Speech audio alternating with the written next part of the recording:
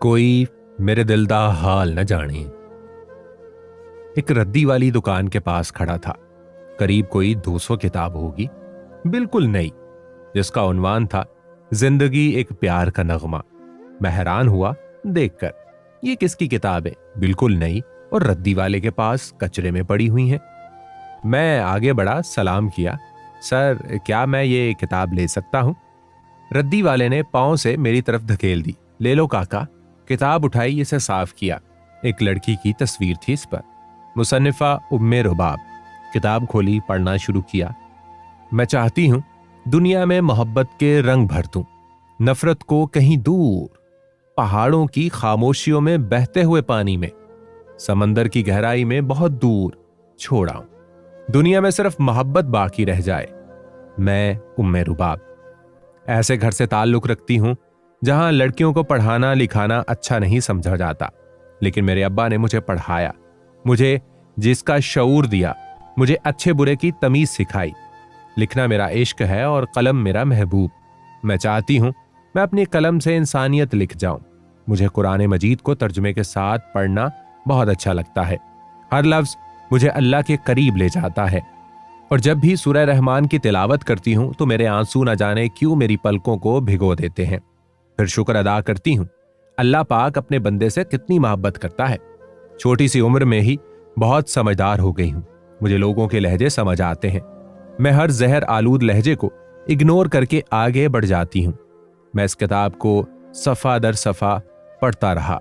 वो अपनी जिंदगी बयान कर रही थी। मैं स्कूल में बच्चियों को मोटिवेट करती हूं, बच्चों को जीना सिखाती हूं। यूं समझ ले मैं एक मोटिवेशनल स्पीकर हूं। अल्हम्दुलिल्लाह, अल्लाह ने मुझे बहुत इज्जत अता की है। मैं अपने अल्फाज से लोगों में मोहब्बत भरती जा रही हूं। बहुत घरों को मैंने उजड़ने से बचा लिया। मुझे अच्छा लगता है दो झगड़ने वालों में सुलह करवाना, दोनों के दिल से एक दूसरे के लिए नफरत मिटाना। मुझे इज्जत के साथ शोहरत भी अल्लाह अता कर रहा है। मैं इस्लाम और इंसानियत का परचम दुनिया भर में लहराऊंगी। मुझे सुनकर, मुझे पढ़कर लोग जीना सीख रहे हैं। मैं बताना चाहती हूं बेटों के साथ साथ बेटियों के हकूक का भी ख्याल रखो। बेटी को इस काबिल बना दें कि वो अपने पैरों पर खड़ी हो सके। ऐसे जज्बात भरे जुमलों से किताब भरी थी। मैं नहीं जानता था आखिर इस लिखारी की किताब रद्दी वाले के पास क्यों है। इस लिखारी तक पहुंचने की कोशिश की, लेकिन नाकाम रहा। इस लड़की का कोई सुराग नहीं मिल रहा था। आखिर मैं किसी तरह इस पब्लिशर के पास पहुंच गया जिसने वो किताब शाये की थी। इससे मालूमात हासिल की जितनी भी मुमकिन थी। मैं दिन रात इसकी तलाश में रहा। इसकी किताब हाथ में लिए तलाश जारी रखी। आखिरकार कामयाबी मिल ही गई। मुझे बताया गया फलां गांव में वो रहती है। मैं सोच में गुम था। इससे मुलाकात हो तो आखिर कैसे? मेरा जाना नामुनासिब था। खुदा जाने लोग क्या सोचे। मैंने अपनी टीम मेंबर एक लड़की को भेजा। अहवाल कुछ यूं था। एक पांव से लंगड़ा कर चल रही थी।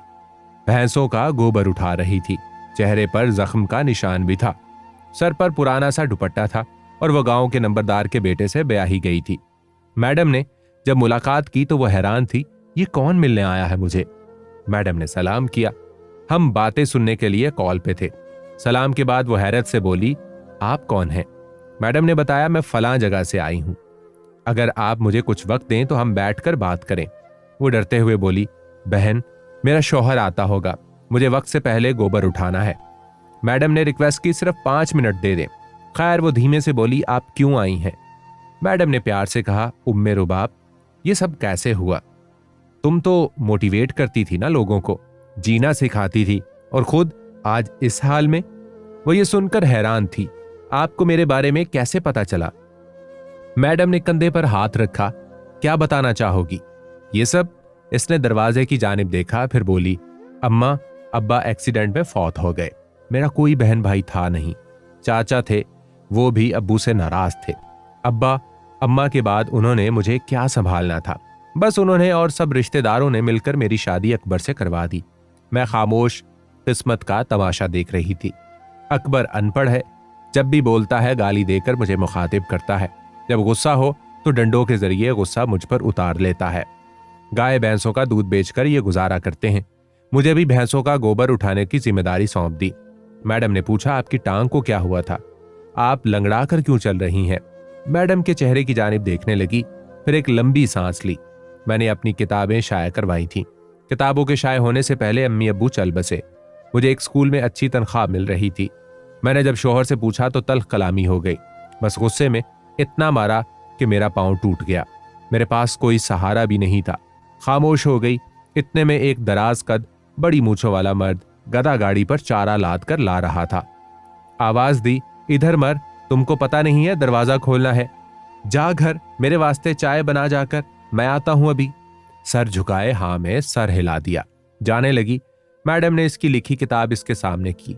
जाते हुए इसने चुपके से किताब को सीने से लगाया और रोने लगी। वो किताब को चूम रही थी। मैडम को बहुत कुछ कहना बताना चाहती थी, लेकिन खामोश थी। फिर वो नजरों से ओझल हो गई। न जाने कितने सवालात थे जो इसकी पलकों से लिपट कर रोना चाहते थे। मेरे मुआशरे में ऐसी बहुत सी लड़कियां हैं जिनको खाक बना दिया जाता है, सिर्फ इसलिए कि औरत किसी मर्द की जाकीर है।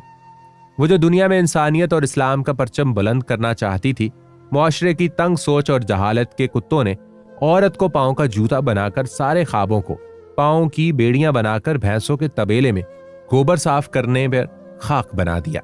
जब ऐसे मर्दों को जुल्म के बारे में पूछा जाए तो कहते हैं इस्लाम में औरत का यही मकाम है। लेकिन इन जहालत के मारों को कौन बताए, इस दुनिया में सबसे आला रुतबा अगर औरत को दिया गया है तो वो सिर्फ इस्लाम ने दिया है। आजादी औरत को इस्लाम ने दी है। जीना औरत को इस्लाम ने सिखाया है। मूंछों को ताव देते हुए मर्द पहले औरत की आजादी और तालीम के खिलाफ भौंकते हैं, और जब बहन बेटी बीवी हामला हो तो डिलीवरी के लिए अस्पताल में मर्द डॉक्टर के बजाय लेडी डॉक्टर को तलाश करते हैं और कहते हैं कि बस लेडी डॉक्टर ही हमारी औरत के करीब जाए। खुदारा औरत को अपनी जागीर न समझें कि जब दिल चाहे गाली दे ले और जब जी चाहे हाथ उठा ले। हर मर्द बुरा भी नहीं होता।